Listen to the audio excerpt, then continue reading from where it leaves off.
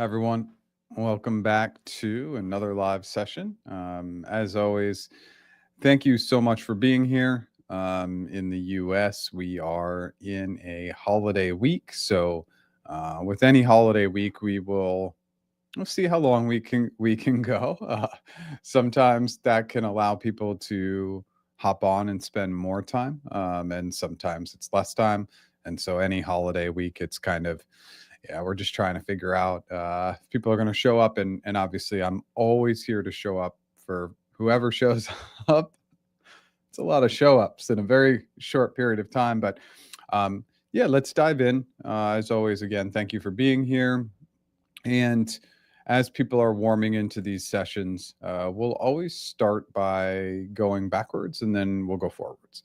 So, what do I mean by going backwards? Going backwards, just want to take a quick moment to talk about yesterday's video.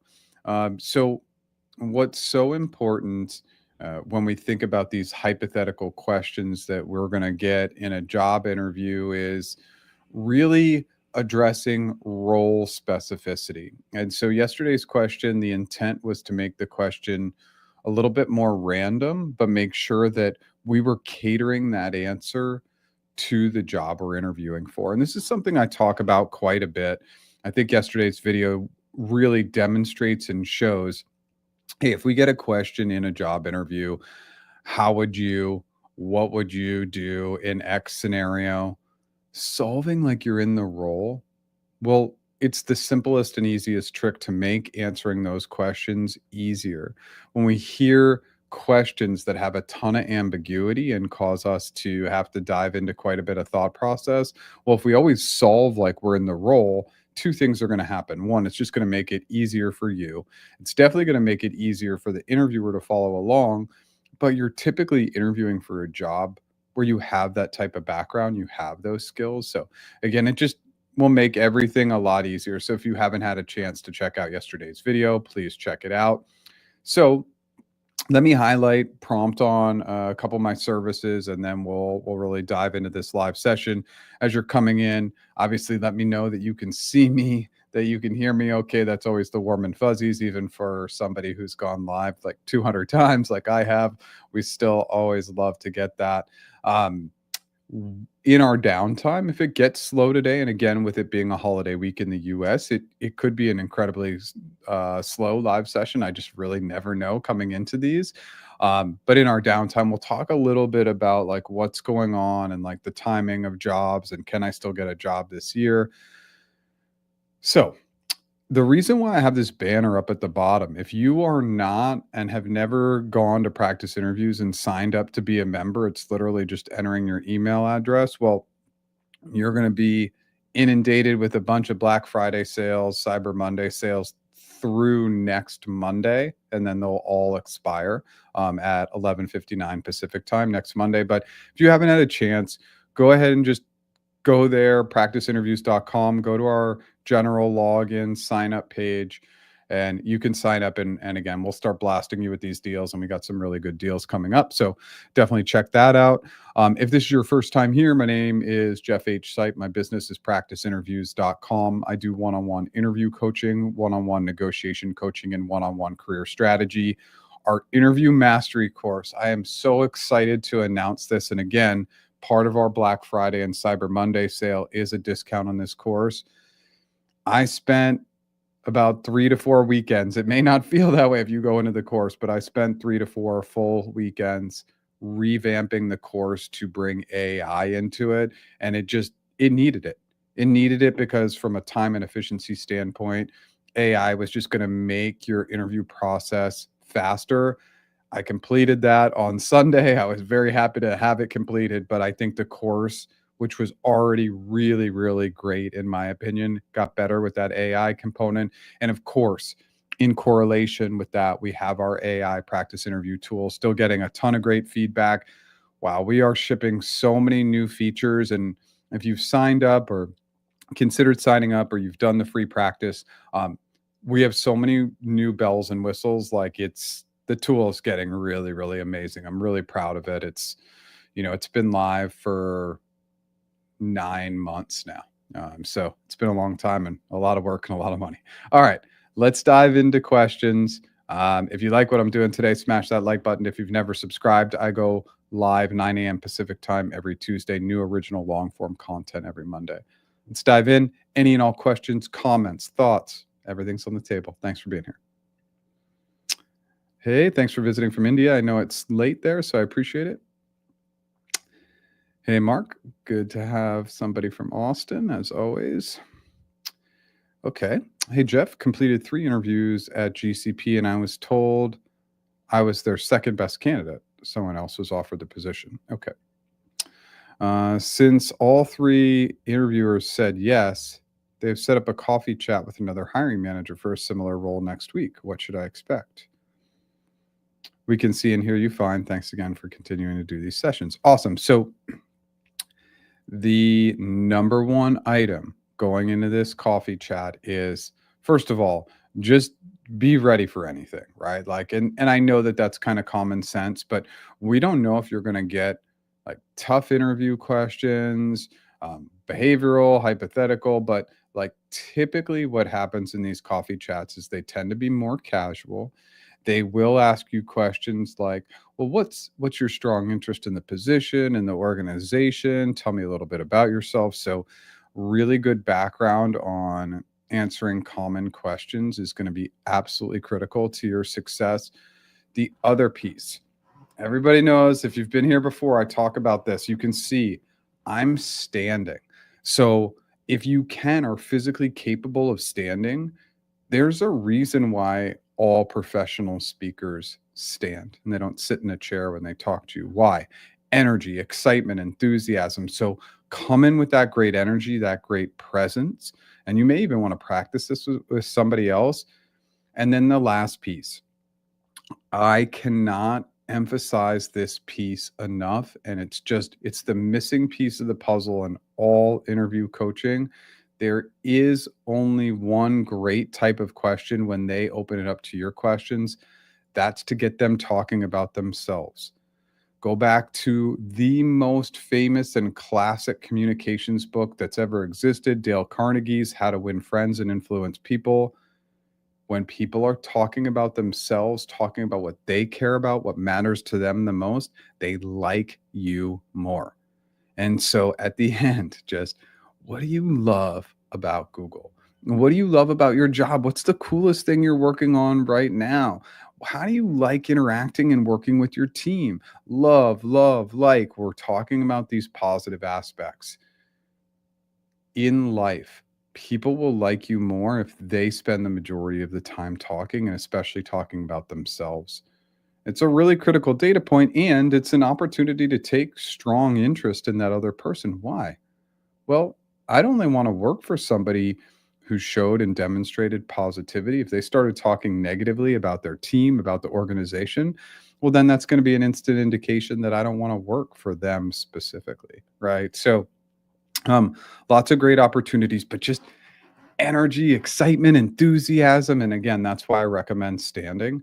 There is just something about it that gives you a little bit better pitch and tone. And again, you have to get your physical setup right. Like my setup's ridiculous. If you could see it, I have this, how I set up my computer is kind of funny, but it's the right height, it's the right balance. And I've kind of used similar setups throughout so that I can get that right angle. So that's just something else to be aware of. Make sure your lighting is good, internet's good, all the basic stuff. Good luck. Let me know if you have more questions. I know that was long-winded. Hey, Daphne. Always good to have you here. Hey, Brenton. Morning, Jeff. I got a hiring manager call with Amazon set up next week. Okay. Could you highlight some of the differences between Amazon interviews versus other tech companies? I don't think Amazon asks hypothetical questions. They do not. They ask behavioral questions only. The only candidates at Amazon who get non-behavioral questions would be for like a very technical role, but no, it's all behavioral. So what does Amazon focus in on? First of all, know their 16 leadership principles. ask your recruiter what leadership principles specifically the hiring manager will be asking, because they should be able to tell you, oh, this hiring manager loves these principles, or typically we're doing this. So just make sure to ask that question, because they should be highlighting that. Um, Definitely all behavioral questions. It's really important at Amazon. Like, make sure star method in and out. That's going to be their expectation. Always the star method. Do not repeat examples in an Amazon interview. It is very critical that every new example is new. Um, and they really, really like relevancy, and relevancy in terms of like, hey, is it relevant to the role? Of course, but sorry, not relevancy. I mean, I misspoke. Recency. So they strongly prefer examples that have come up in the last 2 years. If you can go back further, I recommend it, but you got to be a little sneaky about it. So if your recruiter hasn't told you all these things, this is pretty common knowledge for Amazon. But yeah, behavioral, figure out what the hiring manager principles they're going to focus on. And then those questions are pretty easy to source online. You should be able to find some data. They're kind of public, and those questions haven't changed for a really long time. So yeah, definitely wish you the best of luck there. Amazon's those interviews are hard because it's just hard to have that many great behavioral examples. Lastly, just a strong emphasis on I, and then how.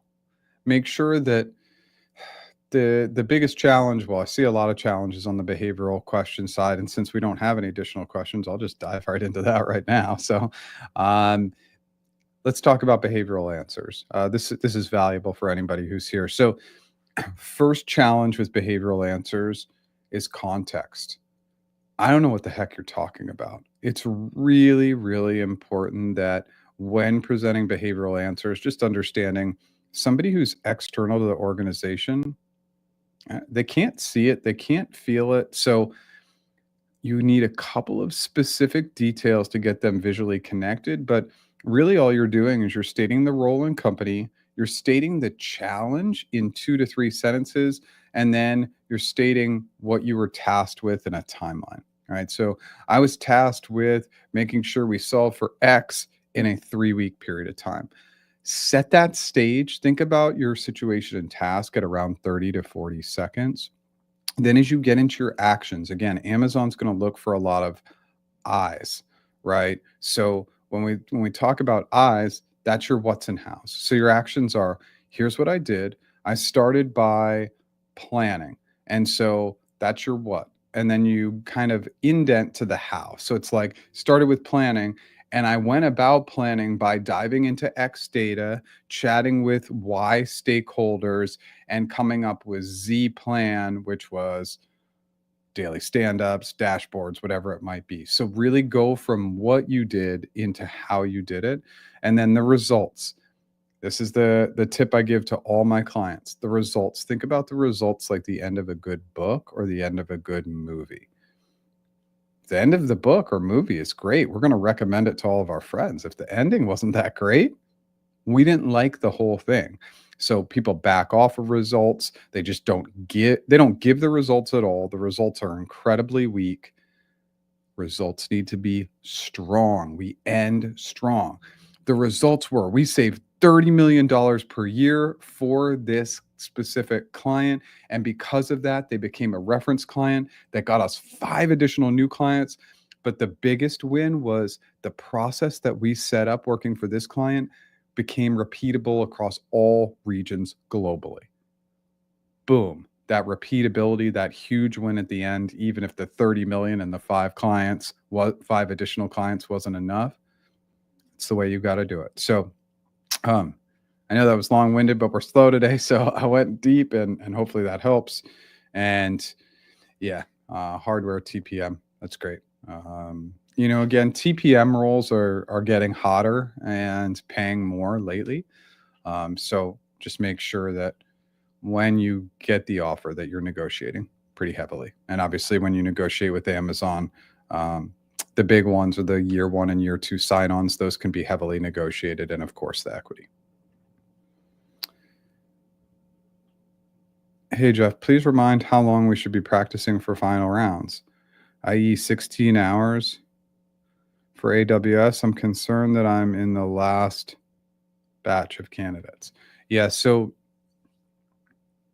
they're really, like, in my opinion, let's see if there's a secondary.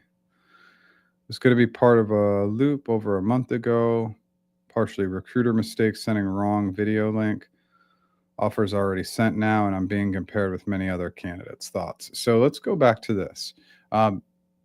Preparation plans for job interviews are incredibly important, and creating a really strong preparation plan, well, it depends. Are you employed or are you unemployed? Right? And so, like, if I didn't have a job and I had interviews, I would just focus on full days of interview practice. And I don't think we can say like 5 hours is enough or 20 hours is enough or 50 hours is enough. It's like, it's really dependent upon you. But all I can say is the more you practice, the better. And there can be practice fatigue. And that's why it's so important that when you create a practice plan, that you build in breaks and you just make sure that you're giving yourself that graciousness and kindness to say, wow, like I'm totally burnt out and I need to take a break. But foundationally, it's getting the answers on paper.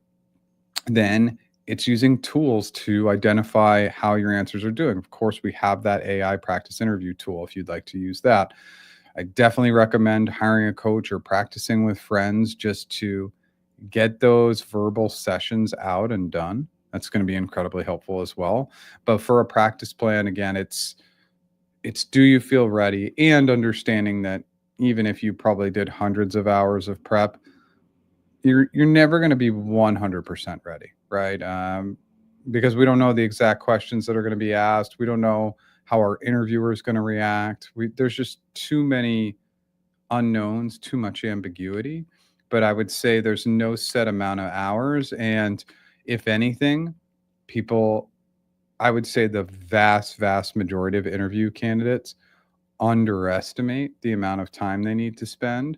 And then they go into the interviews and they're surprised that they didn't get the job. Well, if we really look at the amount of hours we need to spend in job interviews in order to actually change our lives, those hours are totally worth it. So I don't really like to put a set amount of hours on anything. I hope that helps. Yeah, and I just want to quickly address this. I mean, like that's a real bummer that the recruiter made a mistake. I mean, that's just unfortunate. Yeah, I think there's, obviously I could go down a long tangent, but I just think recruiter training is just, it's hit an all-time low at these big tech companies. These recruiters come in, they're not trained appropriately. There's no checks and balances and systems that could be, wow, these companies are huge. I mean, there's so much red tape, there's so many systems and processes, but why they're not created for recruiters and followed by recruiters is just it's a little crazy. All right. Let me not go on my tangent on recruiters now, and let's have some more fun. I hope that helps. Made a video for you. Can I post it on LinkedIn? Sure. Sure. I mean, I appreciate it if it's sure. I mean, I'm again, I would never want to block anyone from posting anything, whether again that's positive or negative. I hope it's all positive, right? But yeah, I think everybody should be allowed to state their opinion, and again, I don't know. I would say go for it, please. I had referrals that account for. I read that referrals account for 60 to 70% of resume callbacks. What's your take on this? Um, It would depend on the comparison point, Daphne. So, like, what I mean by that is, what are we comparing it to? If we're talking about application versus referrals, sure, that sounds like a pretty accurate stat. If it's like holistically looking at every way that somebody gets into a company, then maybe not.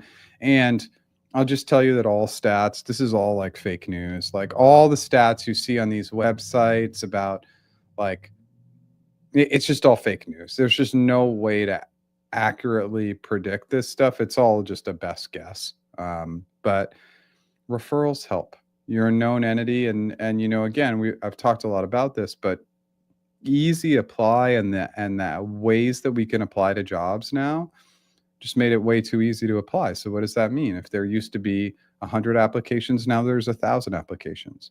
And applying to jobs again is still, it's your lowest percent. Highest percent is likely that you get sourced, you get found. How do we get found? Great LinkedIn profiles. That's your number one opportunity. And then internal movements, a lot of internal transfers will be jobs. And then in that same bucket and percentage, I would put referrals. So it's probably about 20%, 25% of people are going to get hired through a referral. So it's a high percentage. So if we can get referred, it's great. Obviously not always going to happen for everybody, but if we can figure out a way, always a great path. That helps. Hey, I was initially rejected even with positive review. Now my recruiter reached out to me saying my interview was very positive and considering me for I'm just trying to see the second comment. It was very positive and consider me the same positive. Okay.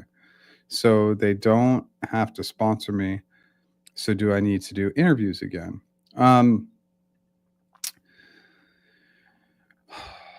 Maybe you can tell me the company if you feel comfortable, and maybe we can talk a little bit more with the company name. That would be helpful. Okay, I didn't make the cut for an L6 Google security role third time in 2 years, so I'm very sorry to hear that. Given G does not provide any feedback, how do I know what I need to improve?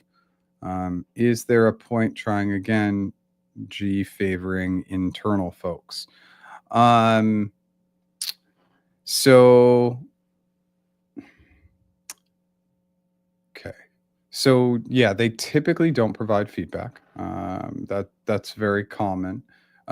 You definitely got multiple interviews based on previous positive feedback. I am a little concerned that for the third time in 2 years um, that it might be yeah, you after 3 times in 2 years, you might need to take a bit of a break. They may still consider you again, but it is hard to know what to improve upon. I think a lot of it is there's some that goes into a little bit of self-reflection, and I know that sounds very generic, but I recommend that everybody, obviously, in the job interviews, I want you hearing the question, writing it down, restating and confirming it. And one of the goals is to immediately after the interview, after you get a break and take a moment to breathe, is to look back over the questions and say, how could I have done better answering this question? And it's constant self reflection, continued practice, continued prep. I know that's just very, very easy for me to say. Is it worth trying again? I mean, I always think it's worth trying again, but maybe, yeah, after 3 and 2 years, maybe you take a little bit of a break and reflect on whether this is the right company, this is the right opportunity. But um, obviously, an L6 security CE role is a very, very good role at Google. So I would definitely want you to at least keep it in mind. Okay, so I'm going to make sure I do not miss anything here. So let's go back here. So it's Google. And so the question we were originally answering is so your recruiter got back to you. Well, there's usually a timeline on these interviews, like how long they stay valid for. But usually, if it's within a year, sometimes they've stretched it up to 18 months. Those interviews stay valid. So it looks like they're just trying to. It looks like they're trying to identify a team for you. So that would just be more of like a team match call, more of a casual conversation, not an official interview. Okay, I just want to make sure. I don't think I missed anything there. If I did, let me know. Also went last round all the times. And it was a different security CE roles, by the way, once with security and compliance, once with Chronicle, and once with, I'm not going to try and pronounce that last one. So I've been doing all the things you mentioned and ardently followed your content over the last 2 years. Some recruiters have mentioned the feedback has been good, but I miss going all the way through. Yeah, I mean, I'm really sorry. It's like, it's really hard without feedback. And then obviously there's the legality of these big tech companies giving specific feedback, and then they get sued. And so it's all about finding this balance. Is it ideal? No. I wish you could get better feedback. They wouldn't keep inviting you back if you wouldn't keep getting invited back, and you wouldn't keep making it to the final stages if you weren't a good interviewer. So it's probably been pretty close. So what you're doing is working. It just maybe needs a little bit of fine tuning. Again, like, I am not here to push my services, but just getting some professional coaching can be really, really helpful to really fine tune and identify some of the areas that aren't going well. Now, if it's not professional, make sure you're just verbalizing your answers with friends, family, current, former colleagues, just making sure you're going through those reps. And yeah, maybe I don't know your full situation, but maybe it's time to take a little bit of a break. But if there's any way to build on this momentum of the interviews over the last couple of years, obviously it's something that I recommend. But yeah, it's just so hard for me to know what's going wrong, because I can't see the answers. But it sounds like a number of the steps you're taking are going well. Okay.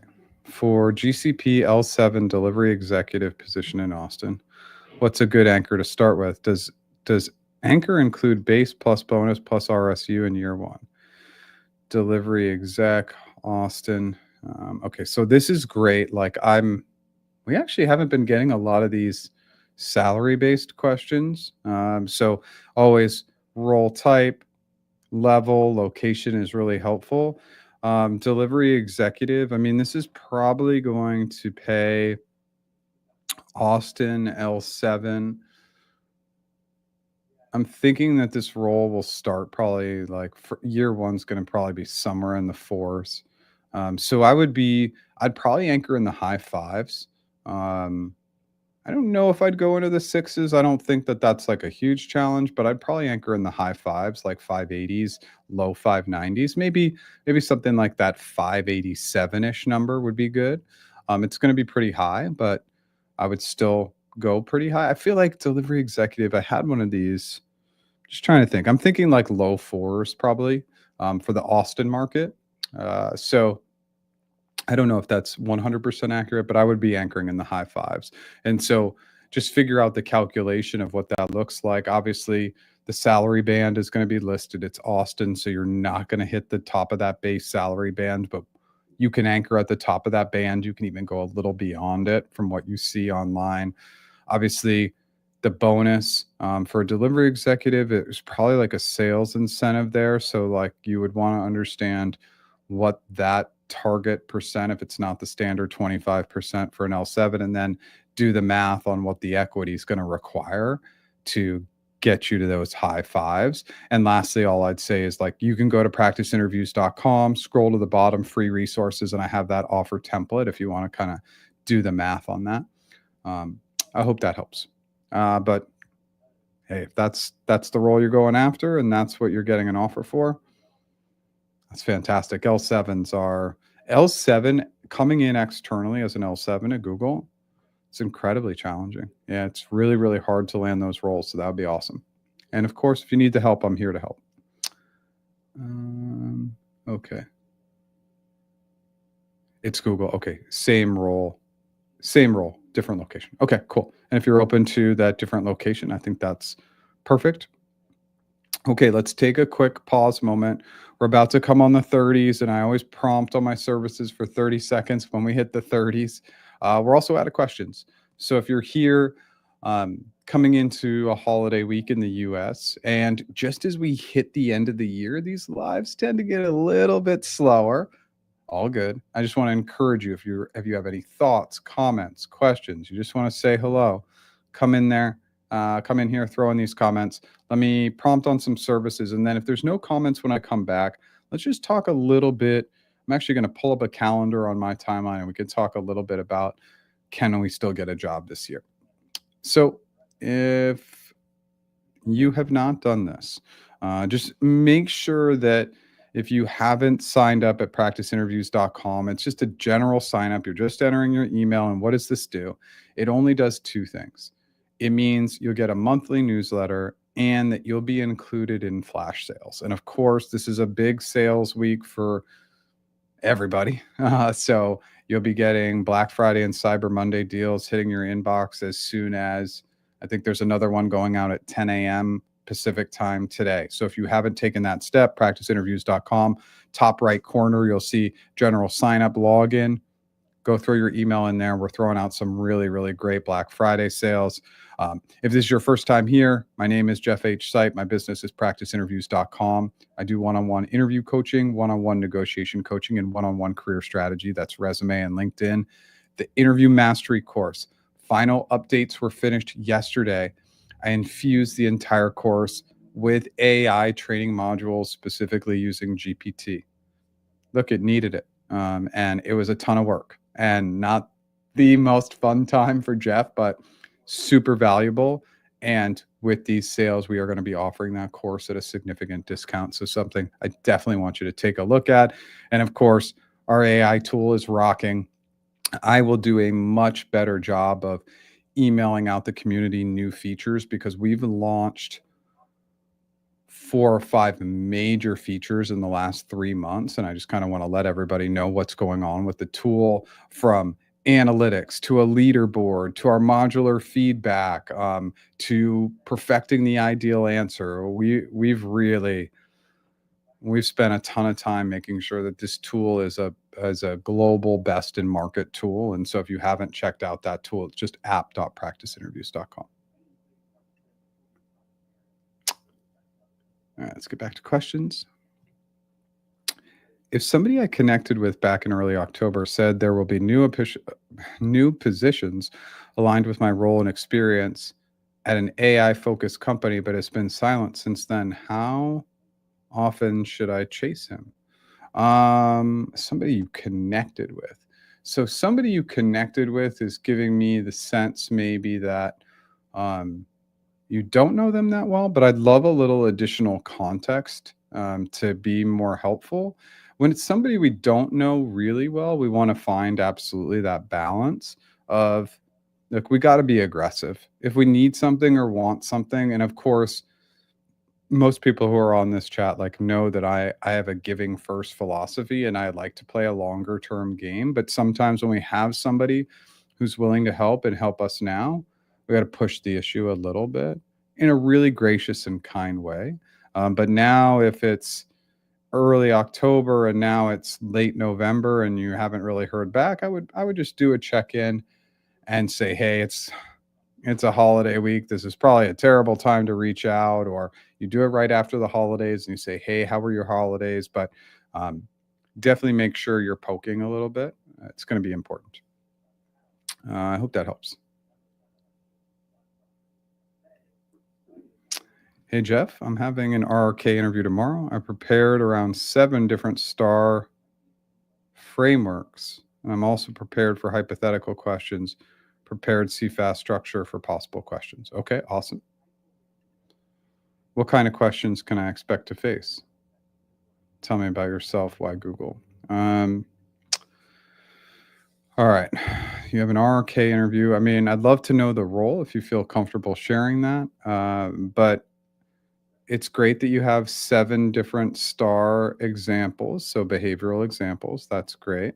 It's great that you're using CFAS, so you've pre-planned your clarifying questions, frameworks, you've pre-planned assumptions, and you have all that on a cheat sheet, including your 7 examples, just with titles. Conflict with Bob, SaaS implementation with X, right? That you've just titled those examples so your brain doesn't freeze in the moment. Make sure you build that nice cheat sheet for yourself. Tell me about yourself. Why Google?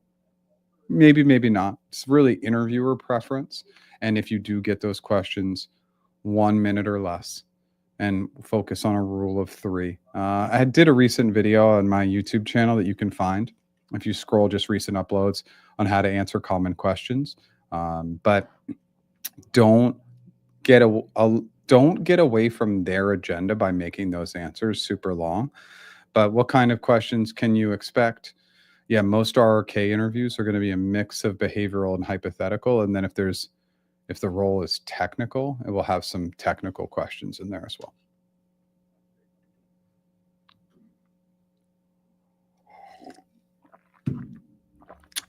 Hey, oh, Daphne, I already know this is a great question. If a job description gives a pay range, do we stay within the range when negotiating? I've been cornered on a recruiter call twice about salary. They literally said I had to give a number now. Was even told advertised upper range was outrageous or a mistake, and this was not the NYC SF range. Not sure how to respond to this. All right, Daphne, come right back. I want to know the company. If you can't tell me the company name or don't feel comfortable, size of company, like let's really problem solve for this, because I already the flags are raising. Let's just say that. So yeah, definitely come back and tell us a little bit more about the company and like what's going on here. Account strategist. Okay. So yeah, for an account strategist role, the RRK interview is you're going to get questions about like, how have you dealt with tough clients in the past? How would you deal with a tough client? How would you, you're handed 50 accounts today. How would you deal with those 50 accounts? And that's going to be big with you when you use your framework and assumptions on prioritization. Account strategists, they're always getting questions on like how to optimize, how to prioritize. So optimization and prioritization are going to be absolutely key. And then like challenging clients or like finding an opportunity to enhance an already happy client. And then of course, think about like clients in terms of like, are we building brand awareness? Are we building revenue? And the last piece I always want to recommend to anybody going into these AS roles is just that a lot of the work you're going to do is going to be with internal teams. So like sometimes we get a hypothetical question, we're going right to the client to solve. I wouldn't do that. I'd work with my internal stakeholders to see if they had case studies, use cases, if they had run into anything similar before, so I could go prepared into those client meetings to help them. I hope throwing all that stuff at you isn't overwhelming. I've coached a ton of account strategists. So just these are the common questions. Be thinking about challenging client scenarios. That's going to be great for the hypothetical side.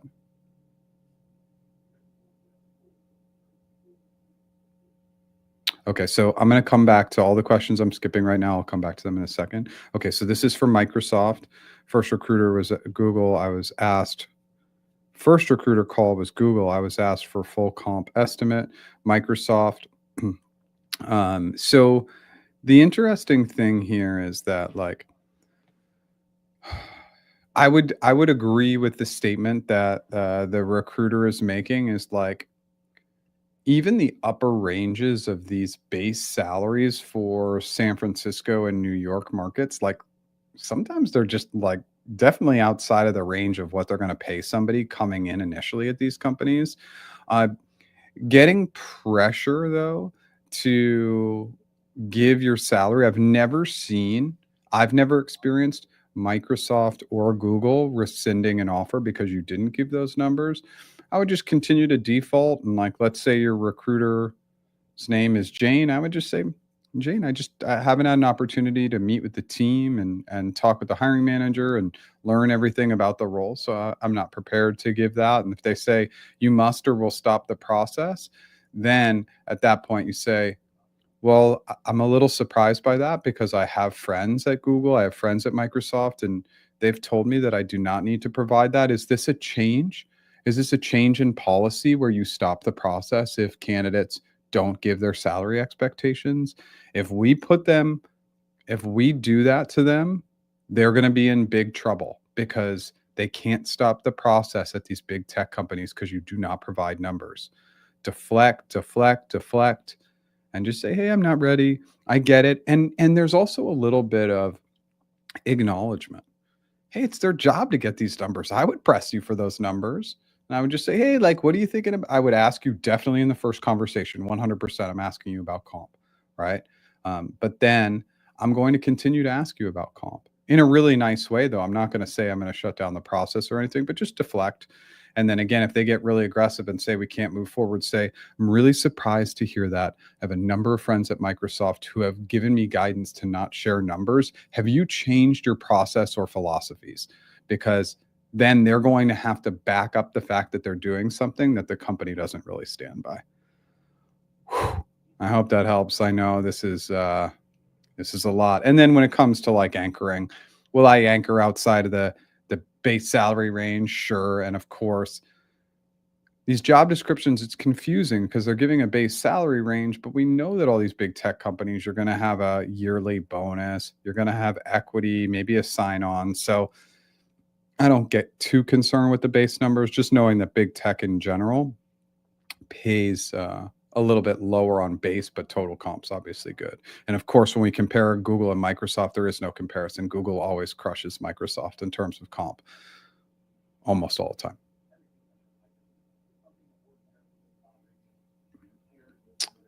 Thank you for doing these live sessions. You've attended 20 plus sessions over the past year, and I can definitely say that staying engaged in this way helped me stay positive and land interviews.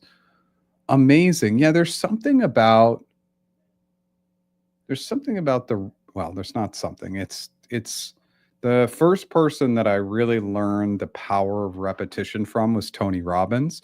Uh, Repetition is key. Like it creates in our mind this ability to just like keep going, keep doing it. The more we hear it, the more it gets ingrained in our mind, and it is helpful. And it doesn't mean that you have to show up and listen to me or watch me. And I know I can go on weird, strange tangents all the time, but the reality is that repetition is key. And like just staying active in our job prep, our job search, and even practicing interviewing, which is something that very, very few people will do consistently, it helps a ton. So thank you so much for that feedback. All right, so we're going back to just for reference sake for this question. Um, we're going back. You connected with somebody in early October and said there'll be new positions, but they've been silent since then. So let's come back into this. So I don't know him well, but I tried to follow up every week or so. Stopped around October 30th. It's OpenAI. Okay. I heard I heard there's internal chaos. I know somebody else there. Should I see if they could um, find out more, balancing, chasing new contracts offered to help and focusing on upcoming interviews. Suggestion for focus on a weekly or daily basis. Okay. Um, we got to get in front of the jobs. So there's some outward reaching, networking, connecting, and not just taking it in that lens, but just continuing to do that. That's part of it. And then the other part is the prep.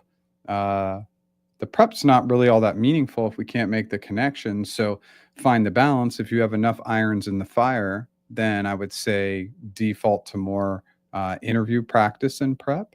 But really, it's like how many contacts do you have, and the balance is going to be important.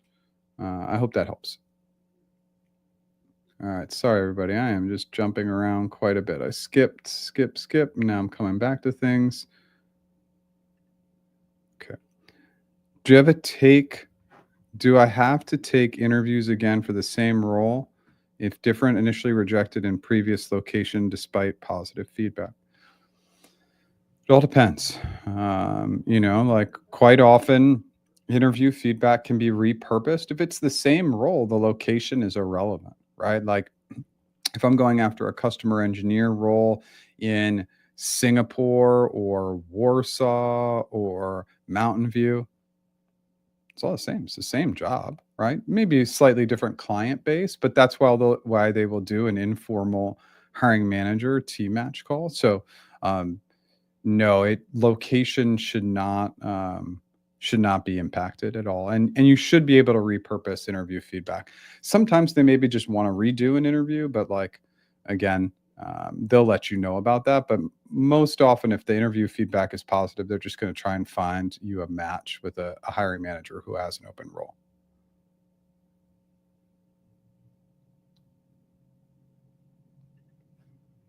What about thank you notes? Um, I think in today's society, they're just not expected. Is it still a nice thing to do? Absolutely. If you are going to do thank you notes, I strongly recommend get them out same day, right? At Get them out same day or within 24 hours, right? That's number 1. 2, short and sweet. We're talking 3, 4, 5 sentences, and I want a reference to one unique item. So most of it's like boilerplate, cookie cutter template. Hey, Sue, thank you so much for your time today. I really enjoyed meeting you. And in particular, I really just enjoyed discussing X. Thank you so much for your time. Sincerely, or thanks, Victor. And then that's it. So you do want to call out one thing specific now. Sometimes we don't have their email addresses, so we have to ask the recruiter to forward them on. Do they actually do that? I don't know, but use a cookie cutter boilerplate. I actually have a YouTube video on this, so I think I kind of reference this sometimes. If you go to people's YouTube channels, it's kind of interesting. If you kind of go like right below the fold, there's like all these buttons, and on the far right, there's a search button. So if you search within my channel, I did a video on this, but short and sweet. You can run it through like GPT or your preferred large language model to just make sure that the language looks good and that there's no grammatical errors or spelling mistakes or anything like that, because we wouldn't want that to happen. But they're not really necessary because we used to do the handwritten notes, and like people just don't check their mailboxes anymore. Like that kind of stuff doesn't really play. But I think they rarely hurt and rarely help. I hope that helps.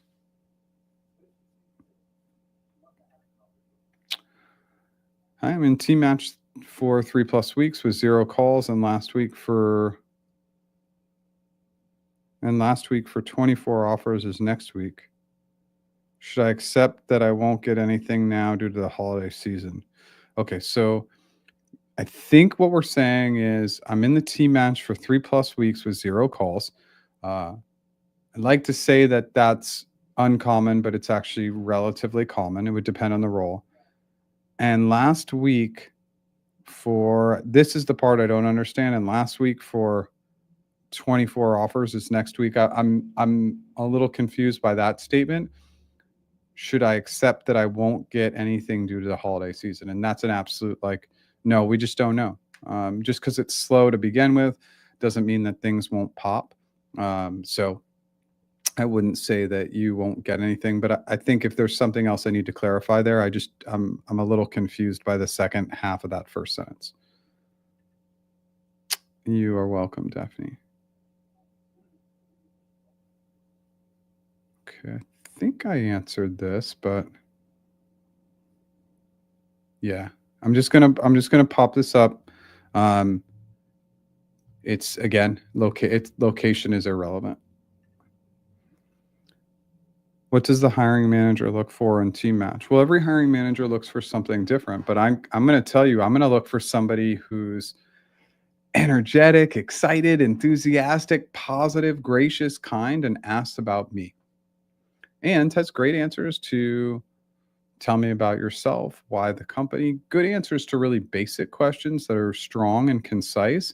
But at the end, I want to hire somebody who's interested in me, right? And so I want to talk about myself. This is not me personally. I actually don't. I spend so much time on video and talking. Like it's nice to not talk about myself when I don't have to. But what do you love about the company? What do you love about your role? What do you love about your team? To the extent that you can share, what's the coolest thing you're working on right now? Again, this is science and psychology. This is how I coach. I coach on the foundations of science and psychology.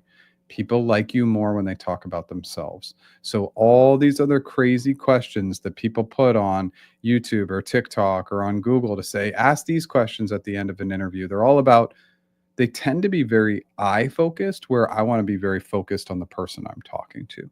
I hope that helps. Should I reach out to somebody else I know better at the AI company? Initial contact has become less responsive. Initially, they said there are new roles. Yeah. I mean, it's just a matter of contacts. If you have contacts and people who can help, I would never not do the reach outs, right? Like, and that's such easy messaging. Like, hey, you can help me. Here's what I'm looking at, and just be as specific as possible.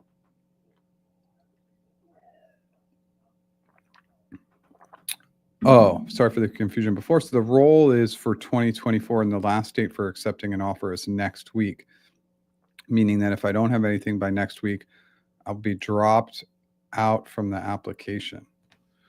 Um, well, again, I'd love to know the role because I can kind of confirm or deny that. What is the specific role that you're in team match for? If it was team match for some sort of like apprenticeship or internship or something that would have a hard stop, then yeah, like maybe the application gets closed out. But like for most roles, if it's more of a generic role that hires quite a bit, they're not going to just shut you down after 2024. All right. So L3 software developer. I mean, they're constantly hiring for these roles unless your recruiter told you you'd be shut down. If you didn't find a team match this year, it should roll into next year. Um, you know, if you don't have anything by next week, again, I'm not sure I understand this because unless you're being told that, that's typically not the case. That if I'm a hiring manager, I could have a team match call with you at any point if I'm interested in your candidacy and if I have an opening. So I don't know if this is being pushed by the recruiter or if it's something else. Again, if this was an L3 like new grad hire, this is like a new grad hire or like a non entry level role, then yeah, like there's potential for new grad offers to come to an end. But for a typical L3 software developer, that typically wouldn't happen. But again, I may not have all the details. I'm sure you're going to come back with some additional questions. But in the meantime, again, if you're here now, you haven't thrown out your question, your comment, said hello, or anything, please do so. Let's take a moment to talk about the subject area, which sometimes we rarely get to, but can I still get a job this year? So I'm actually going to go. I'm going to open up a calendar on my computer while we're chatting. And so as we're kind of looking at this year, obviously things are going to get pretty slow for the rest of this week, especially starting tomorrow. But the way that this calendar year lines up is pretty good. December 2nd, the week of the 2nd, the 9th, and the 16th. Yeah, most people are probably going to be in the office for these 3 full weeks. So I think it's aligning really, really well for us to still have the potential to get a job this year. How that lines up, it really depends on how fast the company moves, but it's just it's uncommon for us to get kind of the 3 weeks in December, and I'm kind of seeing that as a good trend for this year, that we may get 3 decent hiring weeks in December, and of course, so much of that is dependent upon the company. How fast do they move? How many openings do they have? How quickly can you get interviews? But again, I think the week of the 2nd, the 9th, and the 16th are all weeks where a lot of people will be in the office, have the ability to interview. If they're not in the office, they can do some remote interviews. So I still feel like, again, the setup of how we're looking at the weeks this year is going to give us some more opportunities to potentially get hired. So you can still get a job. And if you can't and you're in job search mode, things are going to get slower. And so it's a great opportunity to double down on your networking and your prep. Yes, some recruiters told my friends that December 16th is the last date, and they got told December 6th is the last date for offers this year. Um, So I think that the December 16th date is probably the last week of orientation, would be my guess. Um, and yeah, just to do all the like background check and all that stuff, maybe by December 6th is the last date for offers this year. Maybe like maybe that's for offers for L3 SWEs. I don't think that's an across the board thing. I think they'd still be giving out offers, but it maybe would be offers for start dates or orientation start dates of January. Thanks for your positivity and encouragement. We'll definitely try your AI practice tool as well. Yeah, and of course with the AI practice tool, 7-day free trial. Right? Like you literally have nothing to lose by trying it. Of course, the free trial is not going to give you all the bells and whistles. That's intentional. I want you to buy the product, but if you haven't tried out the product and you want to just give it a glance and try it out, 7-day free trial.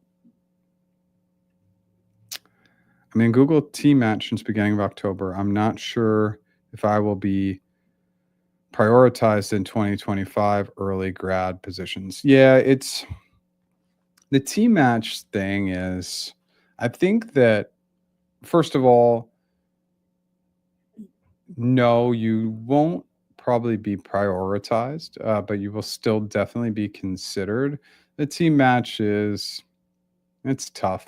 And it's there's that process is broken and needs to be fixed. I feel like the part of the process that they need to fix is that there should be a finite amount of time for candidates in the team match, and they should just draw a hard line in the sand and say, hey, if you're not team matched in 1 month or 2 months or 3 months, we're going to drop you out of the process. I know that that's not great, but the alternative is people sometimes are in team match for months on end. They don't know what's going on. They don't know what's happening. So setting more strict criteria around team match would be something I'd like to see. But um, it's it's not a prioritization. It's like team alignment and match. So it would have to align with a team. And referrals, they help a little bit. Referrals are typically most helpful for getting into the process. Will that really push the needle for you getting more team matches? Probably not. Yeah. Yeah. So many people are stuck in team match this year. Oh, it's not just this year, it's every year. Again, the team match process, and they've done some things with especially engineering to make sure that those team match calls are being more pushed towards the front of the process. But still, obviously, it's not happening for everybody. It's yeah, I think it's totally broken. But I mean, I think a lot of, I could still highlight all the reasons why you should work at a company like Google, and three of the biggest ones are first of all, the brand is priceless. Second of all, the compensation is excellent. And then third, you're going to learn a ton, right? So it's always a recommendation, but the hiring process, the length of it, how slow it is, team match, a lot of these things, they've been broken for a long time. And just what I've seen from Google in particular is that an unwillingness to change. And that process, somebody needs to come in, blow it all up and start from scratch because it's a very very broken process, and they're trying to follow processes and philosophies that were from 20 years ago, and they just don't work anymore and haven't worked for a really long time, unfortunately. um, why can't Google do team match where they give an offer and then yeah, put them into training? Hey, those are good models, right? So again, we're aligned, we agree. And I've been pretty transparent, I think, throughout these lives, and since I've been doing this, that like, you know, trying to work and navigate through Google's hiring process as a technical recruiter was incredibly difficult, and one of the reasons why I ultimately decided to walk away. And so I think that there's a huge opportunity there, but um, I don't know who the person needs to be to influence that change. But uh, I I think that what's going on is that there's a real lack of awareness on how broken the process is and how much it's kind of hurting the brand externally. And like people still want to work at Google and they still should. But the process just can just break people. It really doesn't need to be that way.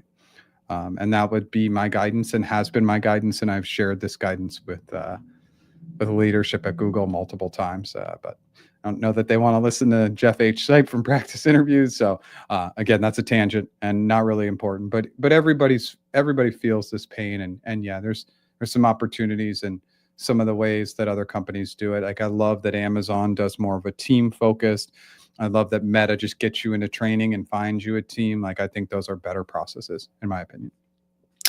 All right, we're out of questions. I am going to roll into my wrap up.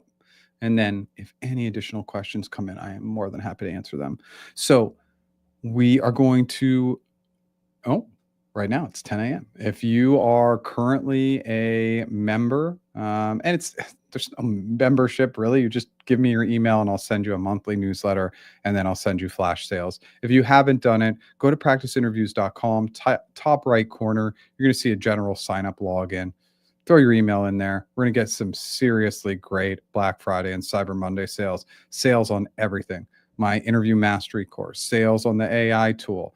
I'm even discounting my one-on-one coaching for the rest of this year if you use that direct link. So just great opportunities there. Thank you everybody so much for being here. Again, as more comments come in, I'll answer any last comments. If this is your first time here, or maybe just to kind of remind you, my name is Jeff H. Sipe. My business is practiceinterviews.com. I do one-on-one interview, one-on-one negotiation, and one-on-one strategy sessions. That's mostly resume and LinkedIn. I go live 9 a.m. Pacific time every Tuesday, new original long-form content every Monday. I've really backed off of shorts lately, and I need to get back to it. If you like what I did today, smash that like button. And if you've never subscribed, consider subscribing. I am going to answer these last questions and then hop off. Jeff, have a great Thanksgiving. Thanks so much. Thanks, Bren. You as well. I'm late, Jeff. Well, thanks for showing up. I appreciate you just popping in here. It's great. Okay, so I guess I'll wait till then. I'm super stressed, but I'm hopefully that this is something only interview I got. Thanks for your time. Yeah, absolutely. Big similar challenges for everybody, but I definitely understand and empathize, and I'm glad we got to talk through it. Happy Thanksgiving, Jeff. Thank you. And everybody on this call. To anybody in the US, I hope that you are able to spend some time with family, friends, a good Friendsgiving, or just like take the time to appreciate, have a little bit of gratitude, be grateful. Just the fact that we can be here on a computer, listening and engaging, that's something to be incredibly grateful for. Not something that actually a lot of people globally have. So yeah, lots of reasons to be grateful.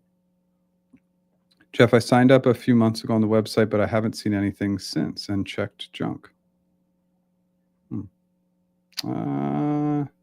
Interesting. You should have been getting monthly newsletters. If you can sign up again, I know that's annoying, but if you can, maybe there was a glitch or something. And obviously, if you're still facing issues, Daphne, and you want to get these deals, just email me at jeff@practiceinterviews, and I can send the deals over to you. Thanks, Gabriella. You as well. Hey, Jeff, thanks for the insights. Should I also ask the interviewer the question if I am allowed to take some notes? I don't ask, I tell. I just kind of, and I always I know almost all of us are much faster at typing, but I always hold a pen in my hand and I'm like, oh, great question. Just going to write that down. Okay, I just want to restate the question. Then you're going to hold your pen. You're going to say, I'm going to take a minute to gather my thoughts. And then in that minute, you start writing out some notes, especially on the hypothetical side. We're instantly going into, when was the last time I did this? So we're thinking, oh my goodness, have I been through this? Okay, that's the example from that time. Okay, I'm just going to use that to help me ideate. Okay, what are a couple clarifying questions? What are a few of my go-to framework concepts? Okay, and then for my pre-planned assumptions, do these make sense? Okay, I'm going to take those. Okay, I think I have the shape of the answer, and you want to try and do that in a minute, which I know is really, really tough. Thanks, Stephanie, for being here. Yeah, and again, happy Thanksgiving to everybody in the U.S. It's a good week to spend time with the people we love, reflect, have gratitude, and again, a little time off for anybody who's been grinding. Also, really good. Okay, we are out of questions. We had a great live stream today. Always good to hit an hour on a holiday week here in the U.S., especially. Thank you, everybody, so much for being here. I will be back next week, next Tuesday, 9 a.m. Pacific time. Thanks.